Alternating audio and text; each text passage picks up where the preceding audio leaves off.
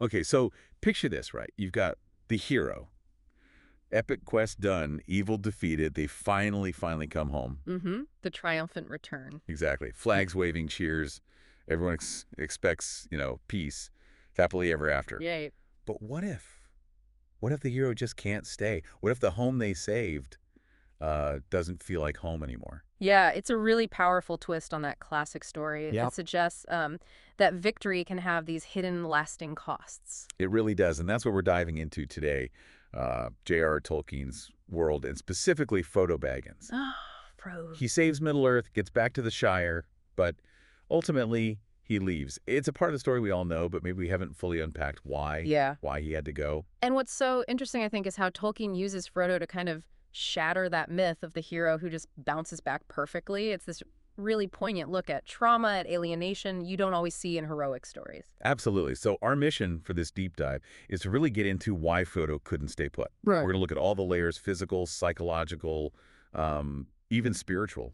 And we're drawing on some great analysis here, thinking about the essay Frodo's Unhealed Return, which, pulls so much from Return of the King itself and Tolkien's letters too. Right. So get ready for hopefully some aha moments as we explore these burdens he carried. It wasn't a simple, happy ending, not at all. And honestly, that's where it gets really compelling.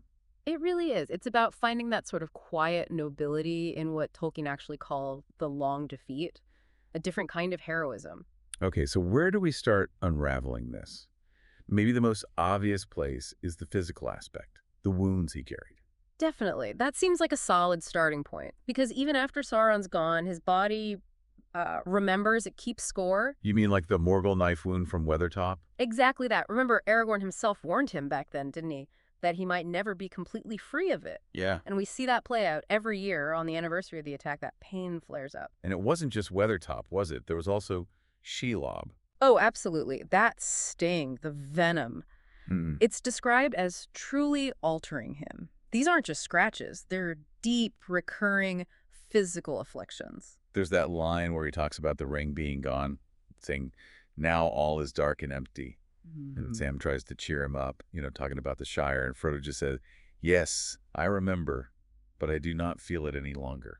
Wow. Yeah, it's like the physical pain is constantly pulling him back to the trauma, making it impossible to fully reconnect with the present, with home. It's almost symbolic, isn't it? The body holding on to the memory even when the mind wants to move on. Precisely. These physical scars become metaphors, really, for that much deeper psychic weight he's carrying. Which brings us to that psychic weight, the psychological toll of the ring itself. Man, that must have been immense. Immense is probably an understatement. He carried it for so long, resisting its pull. But then, right at the very end, Mount Doom, he claims it. The ring is mine, he says. Even though Gollum's intervention saves the day, that moment, that personal failure, quote unquote, it breaks something in him. Yeah, you can feel the weight of that. Yeah. He feels he failed morally, even if the mission succeeded. He does. He carries this deep sense of shame, knowing how close he came, how he actually succumbed in that final moment. He says something like, there's no real going back. I shall not be the same. That really hits home, doesn't it? Yeah. The change is permanent. It is. And Tolkien himself, in his letters, confirms this. He talks about Frodo deserving honor for spending every last drop of his will, but also being naturally shocked and shamed by failure. The ring might be gone, but its mark on his psyche, his memory, his very being, that's indelible. So he's got these physical wounds acting up, this profound psychological burden, and any hope that just being home might fix things. Oh, that gets crushed too, doesn't it? Oh, yeah. The scouring of the Shire, that's just devastating. Right. He comes back expecting peace, sanctuary, and instead finds Saruman has twisted it, made it this, like, mini Mordor. It's the ultimate violation, isn't it? The very thing he fought to protect has been corrupted while he was away. The place he held in his heart is untouched. Wasn't. And his reaction during the scouring is really telling, too. Merry and Pippin are ready to fight, almost finding purpose in it. Yeah, they jump right back in. But Frodo, he's different. He helps organize, yes, but he steps back from the violence itself. He shows mercy to Saruman, even. That moment when Saruman mocks him, and Frodo just says, I will not have him slain. It is useless to meet revenge with revenge. It will heal nothing. It shows how far removed he feels, doesn't it? He's operating on a different plane almost, one of grief, not retribution. The pain of seeing the Shire like that, even temporarily, Uh-huh. it must have cut so deep. It's the one place he thought was safe. And even though they fix it, they rebuild. Hmm. For Frodo, the damage is done, the innocence is lost. That's when he says that heartbreaking line to Sam. Oh, I know the one. I tried to save the Shire, and it has been saved. But not for me.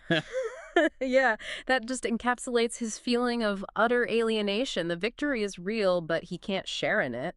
Not really. And you see that alienation play out, don't you, in his life after the quest. Sam gets married because Mayer has a family. Right. Merry and Pippin become these respected figures. They reintegrate, they find new roles. But Frodo doesn't. He lives at Bag End, he maintains friendships. Outwardly, things might seem okay. But inwardly, he's separate. The sources describe it not as bitterness exactly, but this profound, lingering sadness. He still loves the Shire, but he doesn't belong in the same way. He's outgrown it, or perhaps been changed too much by his burdens. He gives Sam the Red Book, the story, essentially saying, you finish it. I've been too deeply hurt, Sam. His return home is real, but it's incomplete because he feels incomplete. Exactly, and that's what leads ultimately to his final journey, the voyage to the Undying Lands. The Grey Havens, yeah, which is often seen as this sort of reward, maybe, but it's more complex. It's incredibly complex, and crucially, Tolkien stresses it's not about making him immortal. Mortals couldn't live forever there. Right, that's a key distinction. So if not immortality, then what? Healing. Peace. Tolkien wrote that mortals going west could be healed in the sense of being at peace and glad. It was a place where the specific wounds he carried might find some solace. So it's less a reward and more a necessity, a kind of compassionate exile. That's a good way to put it. He has to leave everything familiar behind, not because he rejects it, but because he simply can't find peace there anymore. He's like the elves in that sense, belonging to a time and a struggle that's now fading. This really does flip the script on the typical hero's ending. No big celebration for him, no settling down into peaceful old age in the Shire. No. His heroism becomes defined by something quieter, by self-denial, by bearing this immense pain privately, and by that final act of leaving. Gandalf's words earlier, all we have to decide is what to do with the time that is given us.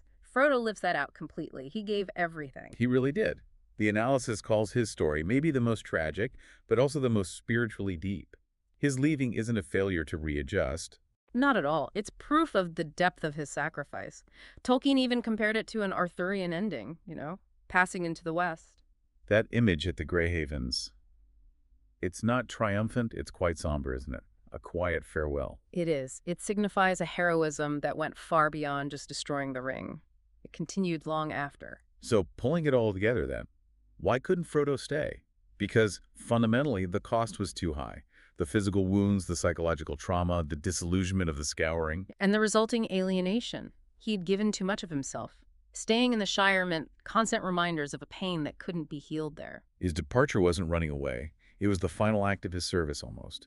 Accepting that healing for him lay elsewhere. Exactly, a passage towards peace, not a return to the old life. So to wrap up our dive here, Frodo's story really pushes back against that simple hero returns triumphant narrative, doesn't it? It absolutely does. His journey highlights what Tolkien called the long defeat, this quiet nobility, this self-sacrifice that continues long after the main battle is won. Yeah.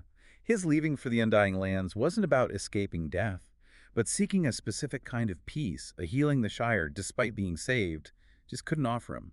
And I think that resonates, It reminds us that huge sacrifices often leave invisible, lasting marks.